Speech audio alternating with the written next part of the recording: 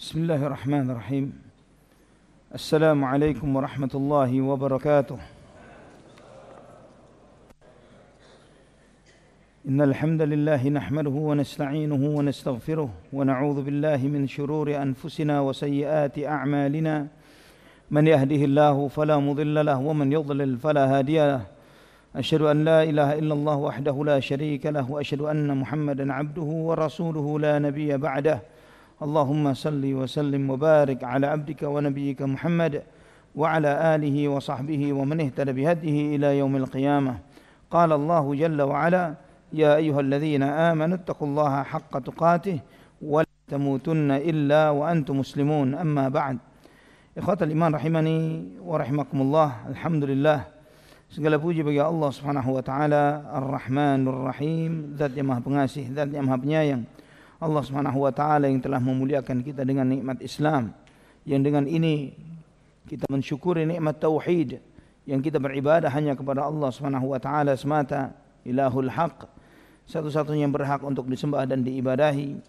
Allah Subhanahu wa taala yang memiliki sifat-sifat yang agung dan mulia yang tidak serupa dan sama dengan makhluknya, dan kita beribadah dengan ibadah yang sesuai dengan tuntunan manusia yang terbaik, Muhammad ibn Abdullah sallallahu alaihi wa ala alihi wa sahbihi wasallam. Ikhwatal iman rahimani wa rahimakumullah, melanjutkan kajian kita dari kitab Al-Aqidah Al-Wasithiyah. Kita pada kesempatan ini insyaallah akan bahas tentang sifat-sifat yang dinafikan atau sifat-sifat yang tidak layak bagi Allah Subhanahu wa taala. Ikhwatal iman rahimani wa rahimakumullah, Syekhul Islam Ibn Taimiyah rahimahullah di dalam menjelaskan hal ini beliau membawakan beberapa ayat, dan beliau menjelaskan hal ini tentang sifat-sifat salbiyah yang disebut oleh para ulama adalah sifat-sifat yang dinafikan atau yang tidak layak bagi Allah Subhanahu wa taala. Beliau menyebutkan yang pertama firman Allah dalam surat Maryam ayat 65. Fa'budhu wastabir li'ibadatihi hal ta'lamu lahu samiyya. Fa'budhu wastabir li'ibadatihi hal ta'lamu lahu samiyya. Maka sembahlah Allah Subhanahu wa taala semata dan bersabarlah kamu, istiqamahlah kamu di dalam beribadah kepadanya. Hal ta'lamu lahu samiyya, apakah engkau mengetahui adanya sesuatu yang setara dengan Allah Subhanahu wa taala? Ikhwatal iman rahimani wa rahimakumullah, ini di antara yang disebut dengan sifat-sifat salbiyah atau sifat-sifat yang dinafikan, yang ditolak dari zat Allah Subhanahu wa taala. Karena kita telah membahas bahwa ada sifat-sifat yang ditetapkan, ada sifat-sifat yang dinafikan. Dengan adanya ini maka sempurnalah ketika kita memuji dan memuliakan Allah Subhanahu wa taala. Karena kesempurnaan itu tidak akan terlihat kecuali dengan adanya dua hal ini, yang dinafikan dan yang ditetapkan. Ketika misalnya ada orang berkata Zaid berdiri, misalnya Zaid berdiri, ini tidak menafikan adanya selain Zaid yang berdiri. Ya, ketika Zaid berdiri, tapi bagaimana dengan Amr, bagaimana dengan Umar, bagaimana dengan Ahmad? Tidak disebutkan di sini apakah dia berdiri atau tidak. Atau ketika mengatakan tidak ada yang berdiri, ini menafikan secara mutlak. Tapi ketika orang mengatakan tidak ada yang berdiri kecuali Zaid, ini menunjukkan bahwa yang lain sedang duduk, Zaid saja yang berdiri. Maka ketika kita mengatakan la ilaha illallah, tidak ada yang berhak disembah dan diibadahi kecuali Allah Subhanahu wa taala, ini ada nafyun, ada itsbat, ada menafikan, ada menetapkan. Kesempurnaan itu ketika dua hal ini ada. Itulah kenapa di dalam penjelasan para ulama, ketika seseorang berdoa, memuji, berzikir, menyebut dengan nama saja, misalnya menyebut Asmaul Husna, ya Allah, ya Allah, ya Allah, atau ya Latif dan seterusnya, ini belum memuji Allah Subhanahu wa taala, karena tidak mengandung nafyun wal itsbat, karena tidak mengandung kalimat pujian yang sempurna. Berbeda ketika kita mengucapkan Subhanallah, Maha Suci Allah, Alhamdulillah, segala puji bagi Allah, la haula wala quwata illa billah, tiada daya dan upaya kecuali dengan Allah Subhanahu wa taala. Ini semuanya bentuk kalimat-kalimat pengagungan dan pemuliaan kepada Allah Subhanahu wa taala. Ikhwatal iman rahimani wa rahimakumullah. Di dalam ayat ini fa'budhu wastabir li'ibadati, maka sembahlah Allah dan bersabarlah kamu dalam beribadah kepadanya. Ini adalah sambungan dari awal ayat. Allah Subhanahu wa taala berfirman, Rabbus samawati wal ardi wa ma bainahuma fa'budhu wastabir li'ibadatihi hal ta'lamu lahu samiyya. Allah Subhanahu wa taala adalah Tuhannya langit dan bumi dan apa yang di antara keduanya. Rabbus samawati wal ard. Dan Rabb ini adalah yang mencipta, yang memiliki dan mengatur alam semesta. Dialah Allah Subhanahu wa taala yang memiliki segala apa yang di langit, samawat 7 lapis langit, ard bumi, wa ma bainahuma dan apa yang di antara keduanya. Dan Allah Subhanahu wa taala menyebutkan akan hal ini, kemudian Allah Subhanahu wa taala menegaskan fa'budhu, maka sembahlah dia. Rendahkan dirimu dengan penuh cinta dan mengagungkan kepada Allah Subhanahu wa taala. Karena satu-satunya zat yang layak untuk disembah dan diibadahi adalah dialah yang menciptakan langit dan bumi. Dialah yang menciptakan apa yang di antara keduanya. Dialah satu-satunya yang paling layak untuk disembah. Dan di sini juga menunjukkan bahwa rububiyah adalah dalil untuk uluhiyah. Rububiyah adalah dalil untuk uluhiyah. Maksudnya, jika nyata terbukti bahwa Allah Subhanahu wa taala satu-satunya yang menciptakan langit dan bumi dan semua apa yang ada di antara keduanya, yang memiliki dan yang mengatur semuanya, maka dialah satu-satunya yang berhak untuk disembah, bukan yang lain. Bukan yang lain. Rububiyah adalah hujjah untuk uluhiyah. Fa'budhu, maka sembahlah dia. Sembahlah Allah Subhanahu wa taala. Wastabir, kata wastabir itu dari kata istabara, yang aslinya dalam bahasa Arab adalah istabaro, pakai ta. Istabaro. Namun taknya diganti dengan ta, kata Syekh Utsaimin, li'illatin tasrifiyah. Dan sabar, jadi dari kata sabar asalnya, istabara itu artinya sabar dengan bentuk sighah mubalaghah. Ya, jika kata kalimat alif sinta itu di dalam bahasa Arab, misalnya tambahan alif sinta, misalnya ghafara itu mengampuni, istaghfara kalau ini alif sinta adalah meminta. Namun kalau ditambah ta di situ, ifta'ala dengan wazn seperti ini untuk menunjukkan sighah mubalaghah, untuk menunjukkan sesuatu yang berlebihan. Maka fastabir, maka bersabarlah kamu dengan sungguh-sungguh. Ya, bersabarlah kamu dengan sungguh-sungguh. Wasfastabir li ibadati. Dan kesungguhanmu di dalam bersabar ini istilahnya nikmati semua penderitaanmu, kesabaranmu di dalam beribadah kepada Allah Subhanahu wa taala. Seperti tabahnya seorang musuh yang menghadapi musuhnya di dalam peperangan. Tapi dalam ibadah ini musuh kita siapa? Hawa nafsu kita dan syaitan, yang selalu mengajak kita untuk berpaling dari beribadah kepada Allah, yang selalu mengajak kita untuk bersantai, yang selalu mengajak kita untuk lalai. Semuanya ini adalah bisikan dan ajakan dari hawa nafsu dan syaitan yang ada pada diri kita.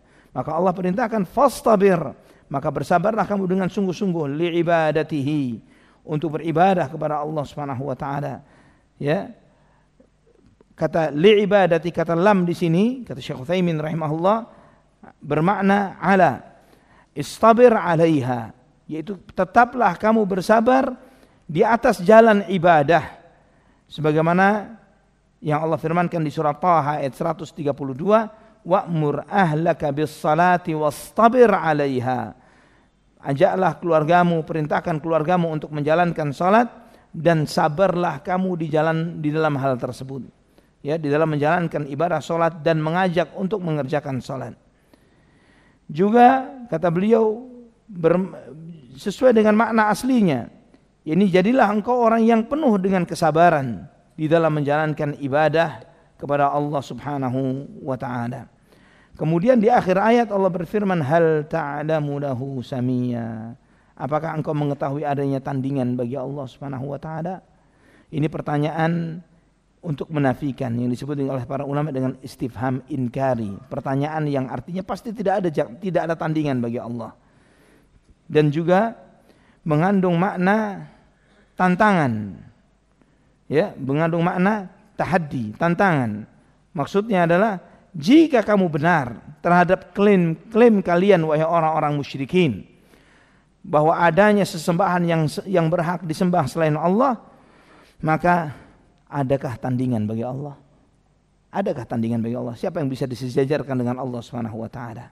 Adakah keserupaan dengan Allah Subhanahu wa taala? Maka pasti jawabannya tidak ada. Maka dengan konsekuensi ini adalah yang wajib kita beribadah kepada Allah Subhanahu wa taala. Ini pernah beberapa tahun yang lalu ana diminta ngisi daurah untuk anak-anak muda remaja di As-Saffah. Kemudian ada orang tua yang datang ke anak. Anaknya ikut di sana. Orang tuanya mengatakan, "Ustadz, anak-anak orang tuanya sudah ngaji. Ya. Anak-anak Ustadz tahun lalu enggak puasa Ramadan sama sekali. Tahun ini Ustadz, dia sudah mengatakan ke kami keluarganya bahwa dia sudah murtad dari Islam. Tidak cukup mengatakan murtad, dia mengatakan bahwa dia jadi ateis. Tidak percaya Tuhan." Anaknya ikut daurah, dibawa sama orang tuanya. Anaknya mahasiswa, sekolah di luar negeri. Jadi sudah cukup dewasa. Dan kemudian sudah nanti selesai daurah kita ketemu. Hanya ada dialog sama anaknya ini. Dalam dialog dia nanya, siapa yang menciptakan langit dan bumi? Ana jawab, Allah Subhanahu wa taala. Terus kemudian dengan istihza, dengan olokan dia menyebutkan, kenapa bukan A, bukan B, bukan C, dengan menyebut kata-kata mitos-mitos, ya cerita-cerita. Ana tanya lagi balik ke dia, apakah yang inti sebut tadi nama-nama itu pernah mengaku dirinya mencipta langit dan bumi atau tidak? Kalau dia tidak pernah mengaku dirinya mencipta langit dan bumi, kenapa inti klaimkan ke dia? Begini saja, kita buat tes. Kita buat tes uji siapa yang layak dipertuhankan. Ya, siapa nama-nama orang-orang atau zat-zat atau unsur-unsur tertentu yang menurut inti layak untuk dipertuhankan, buat listingnya, buat daftarnya, 1 fulan, 2, 3, 4, terserah yang banyak. Ya, setelah itu kita buat fit and proper test ketuhanan. Anda bilang, ya kita tes mana yang layak jadi Tuhan, baru kita nobatkan bersama. Kriterianya apa? Kriterianya satu, dia harus satu-satunya. Ya. Nggak ada kerjasama, nggak ada partner. Kemudian dia yang kedua, bahwa dia tidak punya silsilah dan tidak punya nasab. Tidak punya silsilah dan tidak punya nasab. Yang tidak ada nasab ke atas fulan bin fulan ini. Ya. Kemudian tidak punya turunan, dia punya anak ini dan itu. Kemudian yang yang kedua itu, kemudian yang berikutnya adalah dia tidak butuh apapun dan siapapun. Namun apapun dan siapapun butuh kepadanya. Ya, dia tidak butuh makan, tidak butuh minum, tidak butuh. Tapi apapun itu semuanya butuh kepadanya.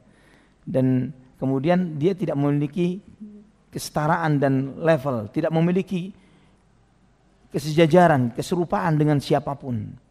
Kalau ada yang serupa dengannya, jelaslah tidak layak untuk jadi Tuhan. Ya. Ini kita ambil dari surat Al-Ikhlas. Qul huwallahu ahad, Allahus samad, lam yalid wa lam yulad wa lam yakul lahu kufuwan ahad. Ya, kita ambil dari surat Al-Ikhlas. Ana sampaikan, jika ente menemukan sosok yang memenuhi 4 kriteria ini, dialah Tuhan, enggak ada yang lain. Kira-kira siapa? Selain Allah, ada enggak? Enggak ada. Selain Allah yang mereka sembah, nama Tuhan anak fulan, lahir tahun sekian. Ibunya namanya siapa? Ya, dan ibunya melahirkannya setelah mengandungnya selama 9 bulan. Dan terus demikian, ketika dia lahir dia juga sebagaimana bayi yang lainnya juga nyusu sama ibunya, juga disunat. Ya, ini Tuhan nih, Tuhan. Begitu. Belum lagi yang Tuhannya berupa binatang. Ya, ada yang menyembah gajah, ada yang menyembah sapi, ada yang menyembah ular, ada yang menyembah babi, dan Tuhan. Ya, itu Tuhan. Nah, dari yang seperti ini, maka kita bisa dengan gampang menunjukkan kepada mereka, orang-orang ateis terutama dan orang-orang musyrikin, bagaimana kita mengajarkan dan mengenalkan Allah Subhanahu wa taala kepada mereka.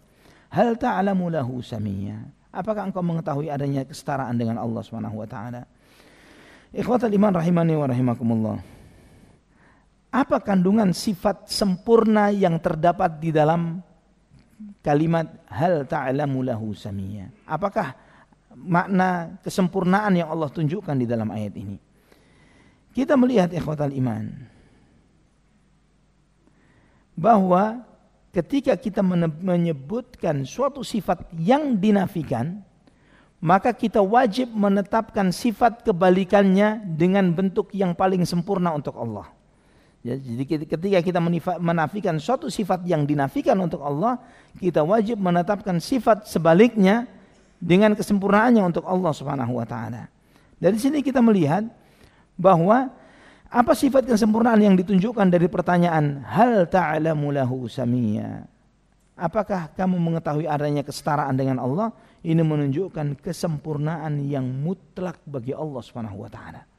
Kesempurnaan yang mutlak bagi Allah Subhanahu wa taala, sehingga karena kesempurnaan Allah Subhanahu wa taala yang sedemikian mutlaknya, maka tidak akan mungkin adanya sesuatu pun yang setara dengan Allah Subhanahu wa taala. Jadi antum perhatikan, ini di antara kaidah yang digunakan oleh para ulama di dalam menafsirkan juga ayat-ayat Al-Qur'an, terutama terkait dengan ayat-ayat sifat. Setiap apa yang dinafikan oleh Allah di dalam Al-Qur'an mengandung makna penetapan yang sebaliknya dalam bentuk yang sempurna. Misalnya Alif Lam Mim, dzalikal kitabu la raiba fihi. Alif Lam Mim, itulah Al-Qur'an yang tiada keraguan di dalamnya. Allah sebutkan la raiba fihi, tidak ada keraguan di dalamnya, menunjukkan bahwa Al-Qur'an berisi keyakinan di puncak keyakinan, ilmu di puncaknya ilmu. Karena Allah nafikan raib, Allah menafikan keraguan dari Al-Qur'an. Maka tidak ada keraguan sama sekali dalam Al-Quran, dan bahkan sebaliknya, semua ilmu keyakinan adalah apa yang Allah sampaikan dalam Al-Quran. Ikhwatal iman rahimani wa rahimakumullah. Ayat yang selanjutnya surat Al-Ikhlas ayat 4. Walam yakul lahu kufuwan ahad. Walam yakul lahu kufuwan ahad. Dan tidak ada satupun yang sekufu, yang setara dengan Allah Subhanahu wa taala. Ini juga menunjukkan kesempurnaan Allah Subhanahu wa taala. Tidak ada satupun yang sekufu, ya, selevel dengan Allah Subhanahu wa taala. Tidak dengan zatnya, tidak dengan sifatnya, tidak dengan kekuasaannya. Tidak ada apapun yang selevel dengan Allah Subhanahu wa taala. Tidak dalam semua sifat-sifat Allah Subhanahu wa taala, baik global maupun yang terperinci. Setiap nama, setiap sifat yang disifatkan kepada Allah Subhanahu wa taala adalah nama dan sifat yang paling sempurna untuk Allah Subhanahu wa taala, dan tidak ada satupun yang selevel dengan Allah Subhanahu wa taala, sekufu dengan Allah. Juga dalam surat yang berikutnya yang disebutkan oleh penulis oleh Ibnu Taimiyah rahimahullah, surat Al-Baqarah ayat 22. Al-Baqarah ayat 22. Fala taj'alu lillahi andada wa antum ta'lamun. Maka janganlah engkau menjadikan bagi Allah tandingan-tandingan sedangkan kalian mengetahuinya. Kelengkapan ayat ini adalah ya ayyuhalladzina amanu ya ayyuhan nasu ubudu rabbakumul ladzi khalaqakum wal ladzina min qablikum la'allakum tattaqun alladzi ja'ala lakumul arda firasyan was samaa'a binaa'an wa anzala minas samaa'i maa'an وأنزل من السماء ماء فأخرج به من الثمرات رزقا لكم فلا تجعلوا لله أندادا وأنتم تعلمون. Wahai manusia, seruan ini antum perhatikan, wahai manusia, sembahlah Rabb kalian yang telah menciptakan kalian. Sembahlah Rabb kalian yang telah menciptakan orang-orang sebelum kalian agar kalian bertakwa. Allah tidak berfirman wahai manusia sembahlah aku atau sembahlah Allah. Ini semacam petunjuk, hidayah, wahai manusia. Jika Anda mencari sesembahan, jika kamu mencari sesembahan, carilah sesembahan yang telah menciptakanmu. Carilah sesembahan yang telah menciptakan nenek moyangmu. Jika kamu menyembah sesuatu fulan bin fulan al fulan misalnya, sesuatu ini diciptakan dan punya nama. Ya, artinya punya nama yang punya nasab yang naik ke atas, yang seperti ini tidak layak untuk disembah. Bagaimana Anda menyembah sesuatu yang dianya sendiri diciptakan? Sembahlah Rabbmu, Tuhanmu yang telah menciptakanmu dan menciptakan nenek moyangmu agar kalian bertakwa.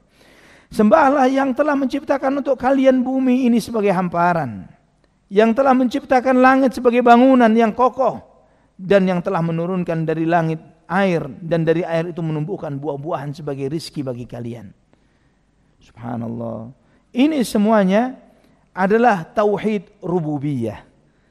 Awal ayat ini semuanya tauhid rububiyah. Baru di akhir ayat, fala taj'alu lillahi andada wa antum ta'lamun. Maka janganlah engkau jadikan bagi Allah Subhanahu wa taala tandingan-tandingan dan kalian mengetahuinya. Dari awal ayat ikhwatal iman rahimani wa rahimakumullah menunjukkan kepada kita bahwa Allah Subhanahu wa taala yang melakukan ini semuanya. Dan antum perhatikan di antara faedah dari ayat-ayat ini bahwa Allah Subhanahu wa taala menjadikan tauhid rububiyah sebagai hujjah dalil akan tauhid uluhiyah. Dan ini cara yang paling mudah berdakwah kepada orang yang terkontaminasi syirik. Ya, ketika orang misalnya masih pakai jimat, keris, berharap kepada mbah ini, syekh ini, habib ini dan lain sebagainya. Tanya, siapa yang diciptakan oleh habib ini misalnya? Siapa yang diciptakan oleh dia? Dia menciptakan dirinya sendiri. Lah, dia diciptakan, dia makhluk. Ya. Siapa yang menurunkan hujan, yang menumbuhkan buah-buahan dan lain sebagainya? Allah Subhanahu wa taala. Kenapa berpaling kepada yang lain? Ketika Allah yang menurunkan rizki tanpa perantara kepada kita 24 jam sehari, tanpa perantara. Kemudian ketika meminta sesuatu, hajat tertentu kita pakai perantara kepada Allah Subhanahu wa taala, kepada ini, kepada itu dan yang lain sebagainya. Namun sayangnya kita ikhwani fillah rahimani wa rahimakumullah, seringkali kita ini kurang tadabbur dan tafakkur di dalam memikirkan tauhid rububiyah. Kita sederhana, skip, lewat, baca, oh ya paham, kita percaya, sudah yakin, lewat.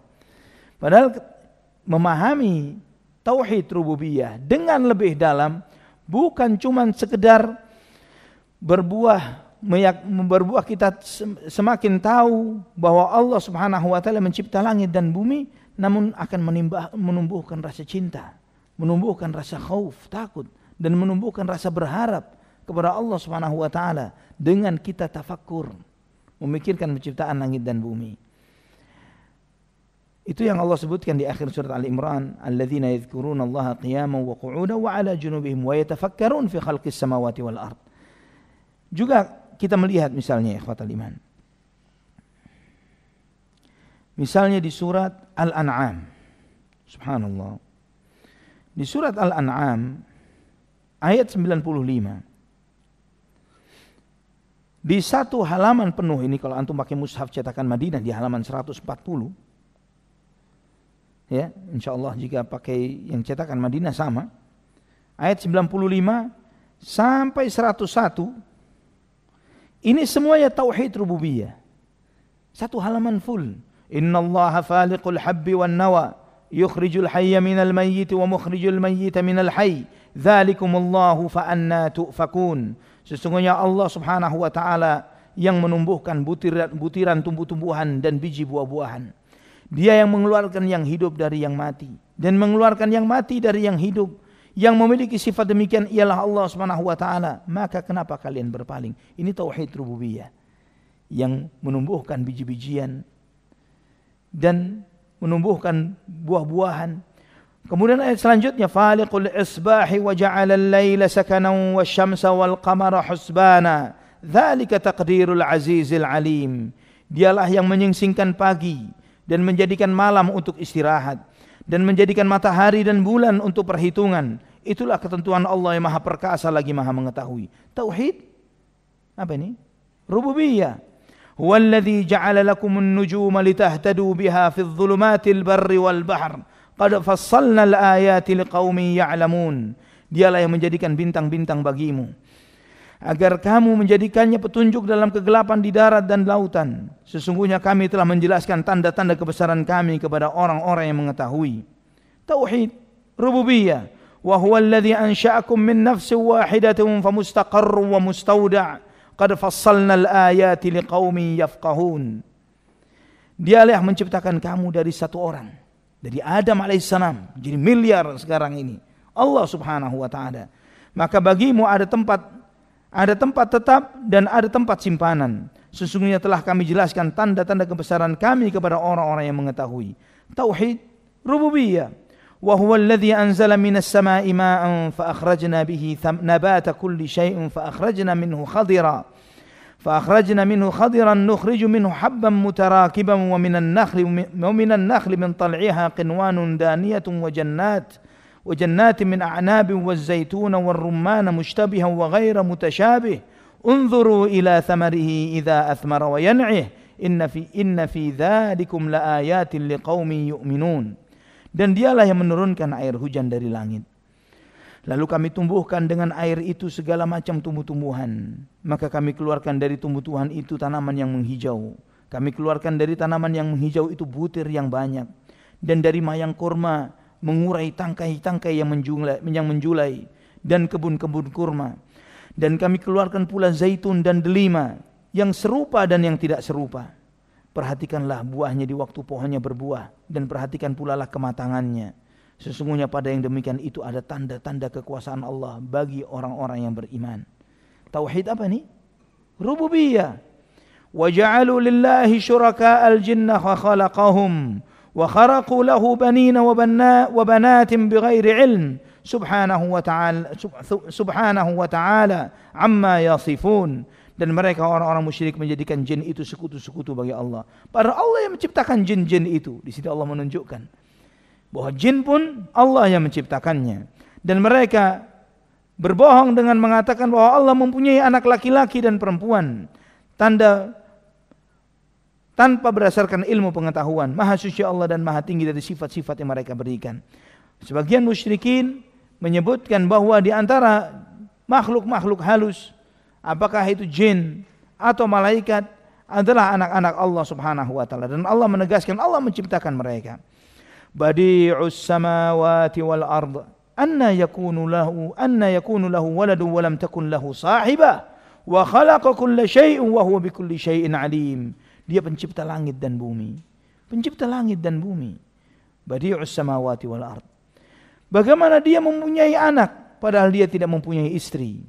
Dan dia menciptakan segala sesuatu dan dia mengetahui segala sesuatu. Ini tauhid rububiyah. Baru kita balik halamannya. Kita baca ayat selanjutnya. Ayat 102. Dzalikumullahu rabbukum la ilaha illahu khaliqu kulli syai'in fa'buduh wa huwa ala kulli syai'in wakil. Yang demikian yang memiliki sifat-sifat seperti itu, dialah Allah Tuhanmu. Tidak ada Tuhan, tiada yang berhak disembah kecuali Dia. Pencipta segala sesuatu, maka sembahlah Dia. Sembahlah Dia saja. Dan Dialah Maha Pemelihara segala sesuatu. Satu halaman penuh Allah Subhanahu wa taala menjelaskan tauhid rububiyah. Satu ayat Allah menjelaskan tentang tauhid uluhiyah sebagai kesimpulan. Sebagai kesimpulan. Di dalam ayat ini demikian Allah menjelaskan.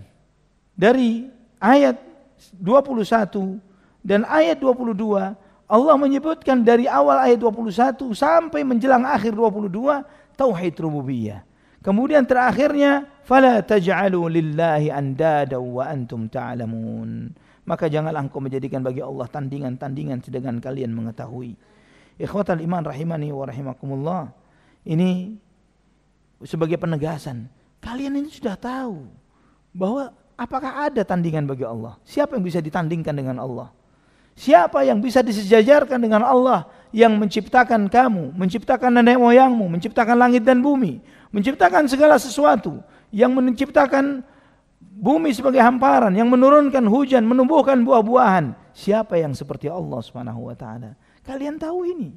Siapa manusia yang tidak tahu ini? Semua manusia tahu. Namun mereka mengingkarinya. Dan ini ikhwatal iman rahimani wa rahimakumullah. ketika manusia sadar, tahu bahwa tidak ada tandingan bagi Allah Subhanahu wa taala, maka bagaimana mereka melakukan sesuatu yang menyelisihi ilmunya, menyelisihi pengetahuannya. Antum tanya kepada orang-orang musyrikin, apapun agamanya, ada berapa pencipta langit dan bumi? Mustahil ada 2, ada 3, mustahil mereka meyakini 1. Tapi mereka di dalam ibadahnya menjadikan tandingan-tandingan bagi Allah Subhanahu wa taala. Maka dalam ayat ini, fala taj'alu lillahi andada, maka janganlah kalian menjadikan tandingan bagi Allah untuk menunjukkan kesempurnaan sifat-sifat Allah Subhanahu wa taala. Tauhid rububiyah ini menunjukkan kemahaesaan Allah terkait apa yang Allah lakukan. Ya, terkait dengan apa yang dilakukan oleh Allah Subhanahu wa taala. Kalau tauhid uluhiyah adalah menunjukkan kemahaesaan Allah dari apa yang kita amalkan. Karena tauhid uluhiyah konteksnya adalah tauhidul ibadah, mengesahkan Allah di dalam beribadah. Jika uluhiyah menunjukkan bahwa Allah Maha Esa dalam apa yang Allah lakukan, jika tauhid rububiyah tauhid uluhiyah adalah Allah Maha Esa dari apa yang kita lakukan. Ayat selanjutnya surat Al-Baqarah ayat 165. Wa minan nasi man yattakhidhu min dunillahi andadan yuhibbunahum ka hubbillah.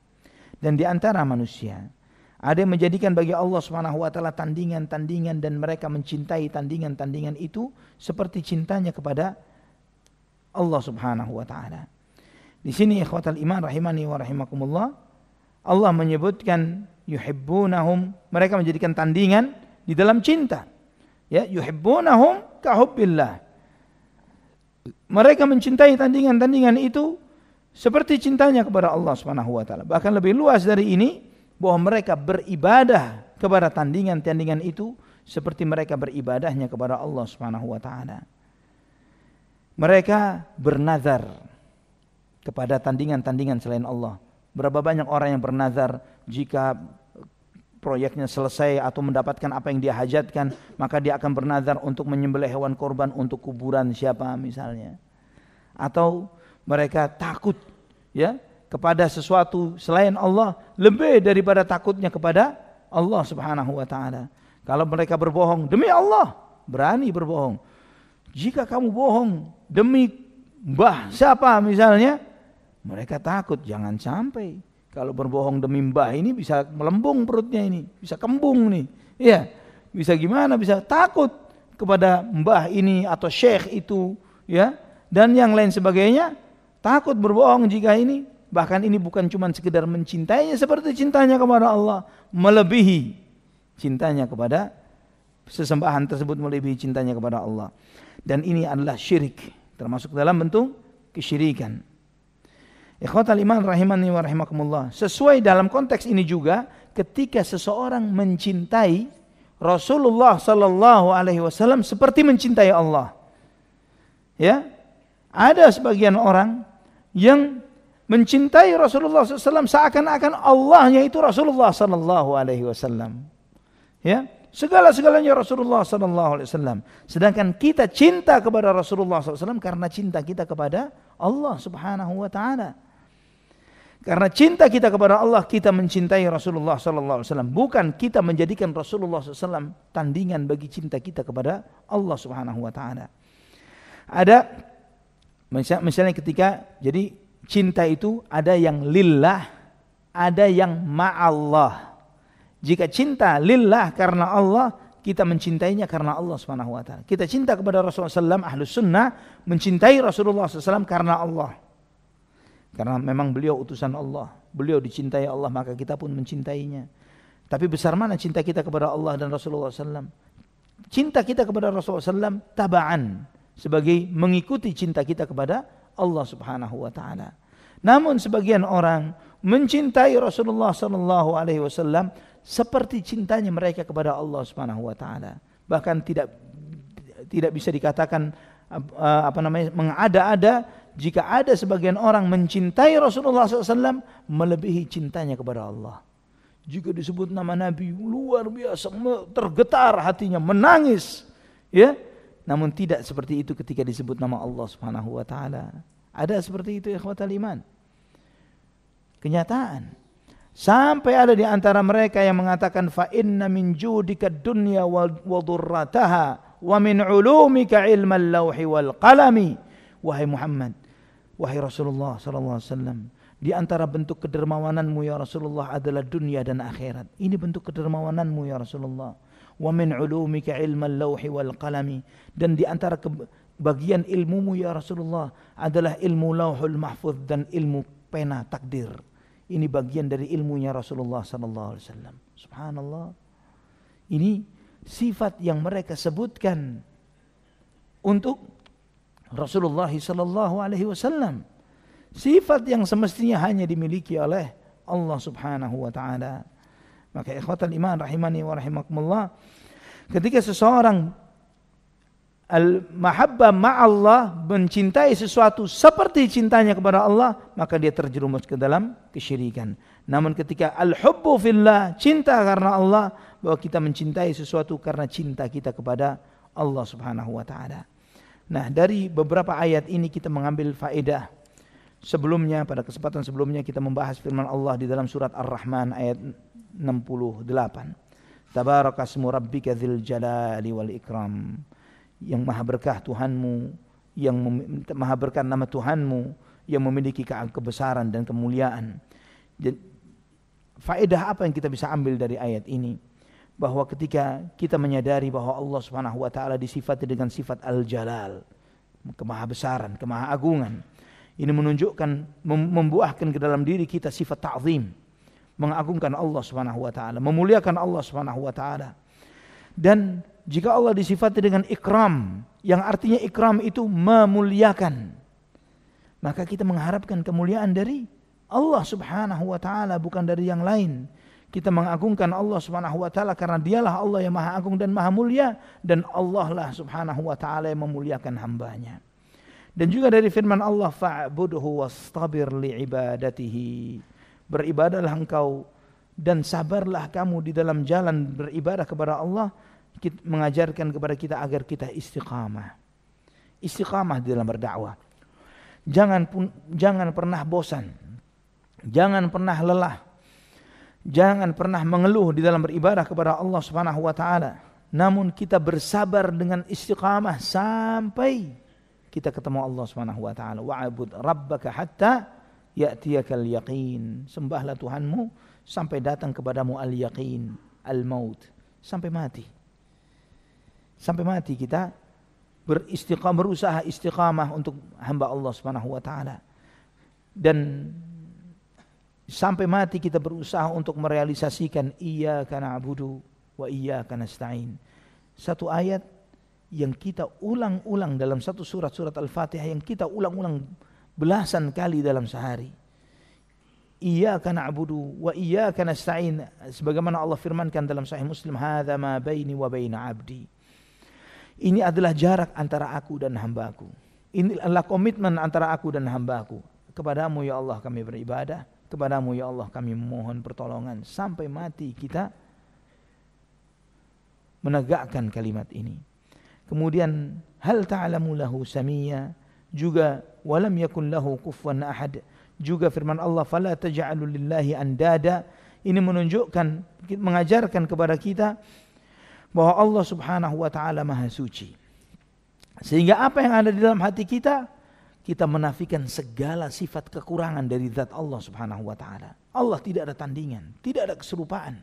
Ketika banyak manusia-manusia yang bodoh dan jahil menyembah makhluk dan sesama makhluk, ya, yang menyembah patung, yang menyembah binatang, yang menyembah manusia, yang menyembah malaikat, yang menyembah matahari, mereka dengan bodohnya mereka menyembah itu semuanya.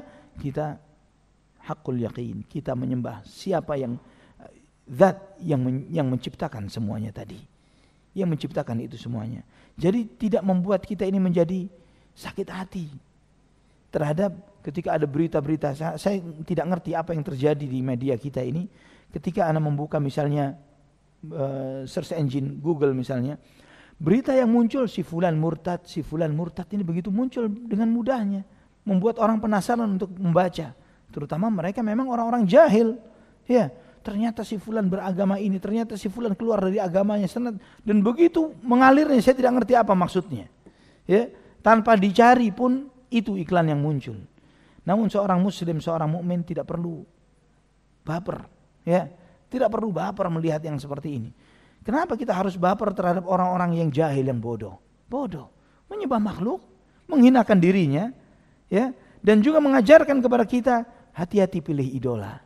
Ya, jangan karena cantik, jangan karena tampan, jangan karena jago skill begini, begitu, apalagi skill-skill haram, penyanyi, ya, atau yang lainnya, skill-skill haram yang dibenci oleh Allah dan Rasulnya. Kemudian antum idolakan, diikuti cerita dan beritanya, di follow di media sosialnya, antum follow dia, dan kemudian apa makanannya apa ini sampai matinya pun diikuti. Ya, la haula wala quwata illa billah. Makanya seringkali ketika menyinggung teman atau sahabat atau kerabat yang masih seperti itu, ketika dia menceritakan sekilas saja tentang siapa yang dia follow atau siapa yang dia ikuti ini, ana seringkali bergurau, ya, tapi dalam bentuk konteksnya nasihat. Semoga insyaallah antum dikumpulkan dengan dia nanti di akhirat. Ya, ana sampaikan begitu, insyaallah ente kumpul sama dia di akhirat. Astagfirullahaladzim, pasti istighfar dia. Lah, ente ikutin 24 jam. Ya, ente paham sejarah ceritanya, dia ganti pacar berapa kali, anak zinanya siapa namanya, hafal detail, tapi tidak hafal nama istri-istri Nabi sallallahu alaihi wasallam, tidak tahu berapa anak beliau dan tidak tahu siapa saja nama anak Muhammad bin Abdullah sallallahu alaihi wasallam. Terus kemudian mengatakan mengidolakan Nabi melebihi yang lain. Ajaib, ajaib, ajaib. Ya, subhanallah. Ini hati-hati. Ketika kita ini salah memilih idola, kita akan kumpul sama mereka nanti. Anta ma'aman ahbabta. Kamu bersama yang engkau cintai. Ketika kita mencintai, ketika salah seorang dari kita mencintai orang fasik, akan kumpul sama mereka. Dan antum tahu di mana tempatnya orang fasik. Ketika mencintai itu, dan mencintai ini ada konsekuensinya. Konsekuensinya apa? Mencontoh, meniru, mengikuti, menteladani. Innal muhibba liman yuhibbu muti'u. Kata Imam Syafi'i rahimahullah, yang cinta itu akan taat dan mengikuti siapa yang dicintainya. Maka ikhwatal iman rahimani wa rahimakumullah. Juga ini sesuai dengan apa yang kita bahas di ayat yang terakhir pada kesempatan ini, surat Al-Baqarah ayat 165, wa minan nasi man yattakhidhu min dunillahi andada. Di antara manusia yang menjadikan tandingan-tandingan bagi selain Allah Subhanahu wa taala. Di sini mengajarkan kepada kita bahwa tidak boleh kita menjadikan tandingan-tandingan lain di dalam kita mencintainya seperti kita cinta kepada Allah Subhanahu wa taala. Ini disebut dengan al-mahabbatu ma'allah, dan ini bentuk kesyirikan. Wallahu taala ala wa alam bisawab. Sudah waktunya azan. Boleh sesudah azan soal jawab sambil nunggu iqamah? Silakan azan dahulu kemudian kita buka soal jawab. Wallahu alam bisawab. Allahumma salli wa sallim wa barik. Alhamdulillah wassalatu wassalamu ala Rasulillah wa ala alihi wa sahbihi wa wala. Silahkan jika ada yang tanya dari materi yang disampaikan, fadhal.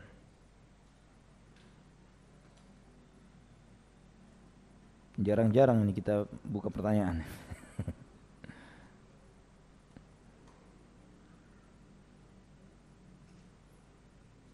Maka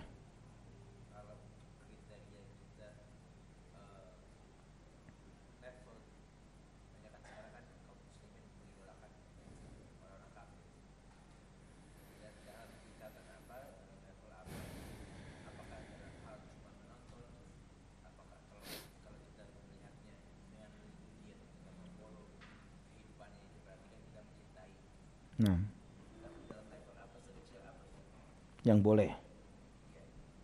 Kapan boleh mengikuti, memfollow begitu ya orang kafir itu, atau gimana? Sebatas apa kita boleh contoh mereka? Dalam hal yang maslahat dalam urusan duniawi dan standarnya mubah, aslan dalam syariat. Ya, contoh misalnya dalam dunia ilmu pengetahuan misalnya, dalam teknologi, misalnya seperti itu. Ya, ilmu pengetahuan atau teknologi. Ada sebagian orang-orang yang kafir, mereka memang unggulan di dalam hal ini dan ilmunya dibutuhkan oleh kehidupan kaum muslimin. Ya, ilmunya atau skillnya dibutuhkan oleh kehidupan kaum muslimin. Maka mengikuti mereka dalam konteks mengambil faedah ilmu dari orang-orang ini dibolehkan. Tapi ketika ilmunya ilmu fasik, ilmu sesat, ya, ternyata orangnya cuman jago filsafat, ya, sekolahan yang tidak ada lowongan kerjanya. Ini ada dicari alumni filsafat, ada? Ada. Saya nggak ngerti nih. Sekarang ada nih jurusan filsafat. Ada lagi sekarang fakultas baru katanya ketuhanan yang Maha Esa jurusannya. Anda nggak tahu apa yang dipelajarin. Butuh 4 tahun untuk mencari Tuhan, dan itu pun belum tentu ketemu setelah lulus. Musibah. Ya.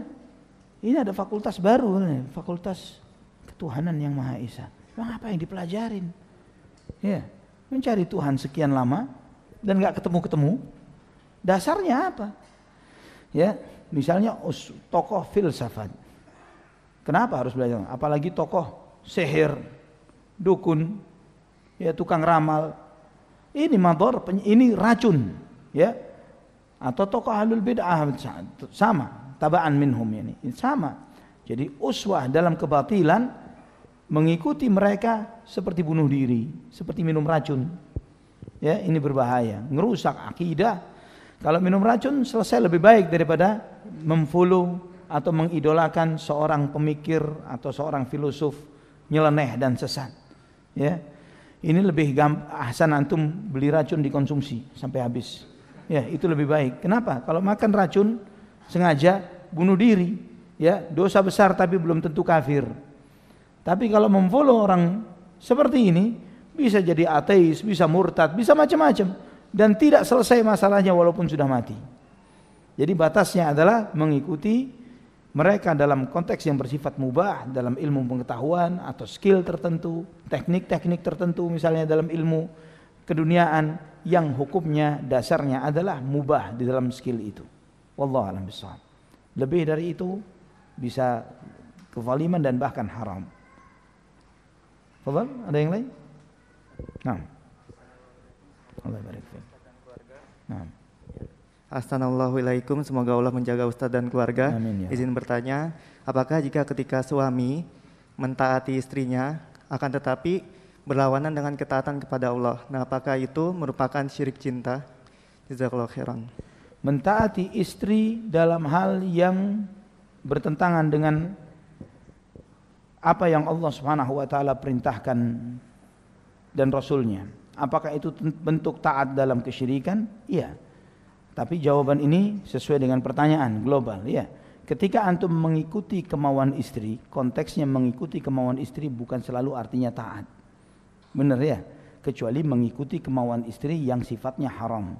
Ayo sekali-kali ke diskotik misalnya begitu ya. Misalnya ini ada istri minta seperti itu. Pengen joget ria sama suaminya misalnya seperti ini. Ya, ketika antum mentaatinya haram, dan ini taat dalam hal maksiat. Dan ajaibnya di zaman ini seperti ini. Pertanyaannya bukan bagaimana istri taat suami dalam hal yang haram, tapi suami taat istri. Ini termasuk kemajuan, ya. Ya, di zaman ini suami dikatakan soleh itu suami yang taat istri gitu ya. Ya, suami yang digambarkan, ya, anak kemarin melihat sebuah liputan bahwa suami sekarang itu yang dikatakan suami seksi itu adalah suami yang bisa cuci-cuci, ya, bisa ngomong anak, bisa bisa masak. Bukan suami yang jadi suami, gambaran suami itu sekarang kebalik 180 derajat. Kalau antum pakai celemek di rumah, ya, pinter masak, wah ini pasti idaman semua wanita. Ya. Tapi kalau misalnya tidak memiliki kemampuan, dan anak tidak menyalahkan skill ini boleh, ya. Tapi bukan berarti memiliki kemampuan ini kemudian membuat sebagian wanita jadi mager. Apa mager? Malas gerak, ya. Jadi karena sekarang saya berharap, anak berharap punya suami yang jago masak, chef. Terus maksudnya apa? Dia yang kerja, dia yang cari nafkah, dia yang masak, ente ngapain? Itu kan ya. Ini yang aneh di zaman sekarang ini, menghayalkan punya pangeran yang jago main pedang, jago naik kuda putih yang masya Allah, punya kekayaan yang luar biasa menyenangkan, isi kemana? Isinya duduk main HP. Ya, itu yang diharapkan semua perempuan zaman sekarang, waliyadzubillah. Sedangkan Nabi SAW menegaskan begitu mudahnya seorang wanita ini menjadi wanita yang terbaik adalah ketika menyenangkan hati suami, ketika dilihat, ketika ditaati dia diperintah oleh suaminya dia taat, dan ketika seorang wanita itu menjaga sholatnya, menjaga puasa Ramadannya, taat, menjaga kehormatan dirinya dan taat kepada suaminya, itulah standar dia untuk masuk dari 8 pintu surga yang dia mau. Sholat 5 waktu, puasa Ramadan, tidak disebut sholat sunnah rawatib, nggak disebut sama Nabi SAW. Puasa Senin Kemis nggak disebut oleh Nabi SAW, wajibnya doang. Ya, kemudian menjaga kehormatan dirinya, ini standar wajib menjaga harga diri dan kehormatan. Dan kemudian taat kepada suami, silakan masuk 8 pintu surga. Kita menjalankan laki-laki, menjalankan seluruh sunnah rawatib, termasuk tahajud dan qiyamul lail dan witirnya. Dan semua puasa-puasa sunnah kita jalankan, hatta puasa Daud, belum ada keutamaan untuk seperti wanita yang seperti itu. Ya, wanita mudah. Ya. Tapi menjadi kelihatan berat bagi mereka. Yang paling berat, saya tanya ibu-ibu, yang paling berat yang mana dari 4 ini?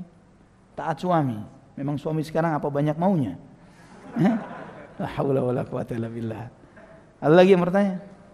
Jadi memang benar, kalau taat kepada istri dalam hal maksiat itu termasuk perbuatan kekufuran dan bisa mengantarkan kepada perbuatan syirik.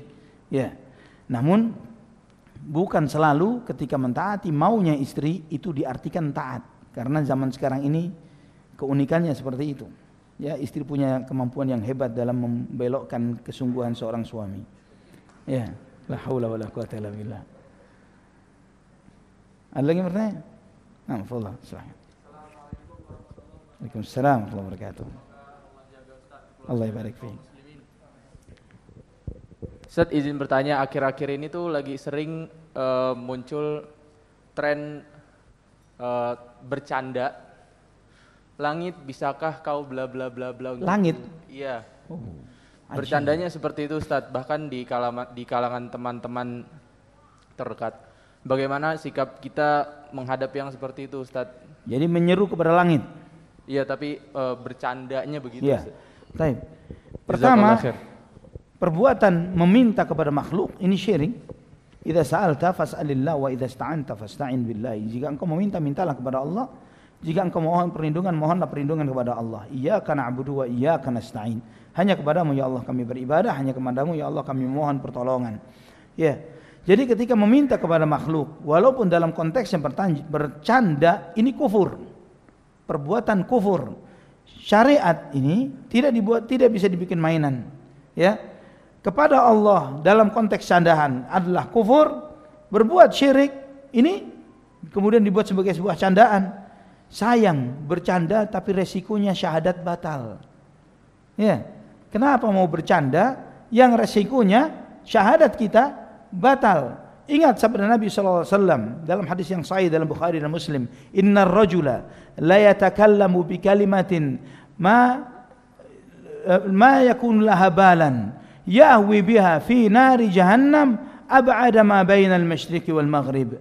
Sesungguhnya ada seseorang, kata Nabi, berbicara tentang dengan satu kalimat, takallama bi kalimat la yahwi biha balan, tidak gubris dia, jadi santai saja, jadi nyantai, ngucapnya itu bukan sesuatu yang serius, main-main. Dia yahwi biha fi nari jahannam ab'ada ma bainal masyriq wal maghrib. Gara-gara ucapannya dia jatuh ke dalam neraka jahanam, lebih jauh dari jarak antara timur dan barat. La haula wala quwata illa billah. La yulqi laha balan. Ucapan yang tidak digubris, ucapan santai, enggak serius, main-main, tapi bisa melemparkan seseorang ke dalam neraka jahanam lebih jauh daripada timur dan barat. Sayang jika main-main tapi akibatnya antum jual agama, jual akhirat. Ya, takallama bi kalimatin, kata Abu Hurairah, takallama bi kalimatin au baqad biha dunyahu wa akhirata. Dia mengucapkan satu kalimat yang dengannya dia binasakan, dia hancurkan dunia dan akhiratnya. Nah, pertanyaan terakhir, apakah semua nama dan sifat Allah itu semua yang baik-baik saja? Pasti. Ya, wasyarru laisa ilaik. Keburukan itu tidak akan kembali kepadamu ya Allah. Ya, sebagaimana doa Rasulullah sallallahu alaihi wasallam. Jadi semua nama Allah baik. Semua sifat Allah baik. Semua yang Allah tetapkan untuk zatnya di dalam Al-Quran, baik nama maupun sifat adalah yang terbaik. Dan ini sebagai sanggahan global terhadap ahlul bid'ah yang mengira bahwa apa yang ditetapkan oleh akalnya lebih baik ketimbang apa yang ditetapkan oleh Allah dalam ayat-ayat Al-Quran untuk zatnya Allah. Allah menetapkan Ar-Rahmanu 'alal 'arsy istawa. Allah bersemayam di atas arsy. Ini menunjukkan sifat kemuliaan dan kebaikan. Sifat yang mulia, sifat yang baik. Dan Allah bersemayam tidak serupa dengan makhluknya. Tidak ada makhluk yang serupa dengan Allah. Kemudian ada orang mengatakan, lah ini tidak pantas bagi Allah. Allah itu tidak bersemayam di atas, Allah itu di mana-mana. Atau Allah tidak di atas, tidak di... Dan mereka mengatakan, enggak pantas Allah bersemayam di atas arsy. Malah sifat yang Allah sifatkan di dalam Al-Quran dia anggap tidak pantas. Yang pantas adalah apa yang dihasilkan oleh otaknya. Ini yang berpenyakit, orang-orang yang bermasalah. Ya, bagaimana dia berburuk sangka terhadap ayat-ayat Allah dan sabda-sabda Rasulullah SAW dan menganggap apa yang hasil produk pikiran dan perasaannya lebih afdal dan lebih utama ketimbang apa yang Allah Subhanahu Wa Taala firmankan. Yang seperti ini bukanlah orang alim, tapi orang yang berpenyakit hatinya. Wallahu ta'ala wa a'lam bishawab. Sampai di sini ikhwatal iman, kita tutup dengan doa kafaratul majlis. Subhanakallahumma bihamdika asyhadu an la ilaha illa anta astaghfiruka wa atubu ilaik. Wassalamualaikum warahmatullahi wabarakatuh.